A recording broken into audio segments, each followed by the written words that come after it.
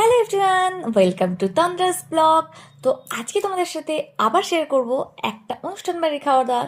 আজকে অনুষ্ঠান বাড়িটা ছিল একটা অন্নপ্রাশন বাড়ি। তো প্রথমে প্লেট চলে এলো, প্লেটের পরে স্যালাড আর একটু সস দিয়ে গেল, লেবু দিয়ে গেল, আর এখানে ছিল ডিমের ডেভিল।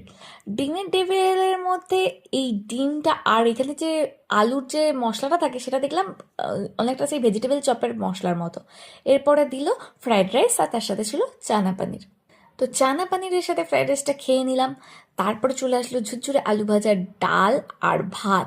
এবার ডাল দিয়ে ভাতটা মেখে একটু ঝুরি আলু ভাজা দিয়ে সেই জমজমাট বাঙালিয়ানা গ্রাসটা মুখে তুললাম। তারপরে চলে আসলো পটল আর চিংড়ি মাছ, মানে পটল চিংড়ি।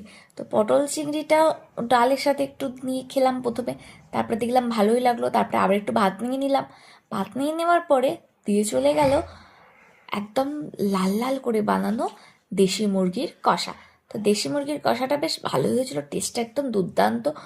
তো আবার একবার নিয়ে নিয়েছিলাম। তারপরে চাটনি আর পাঁপড় দিয়ে চলে গেল। তারপরে ছিল পায়েস আর রসমালাই, সাথে ছিল কর্নেটো আর হাজমালা।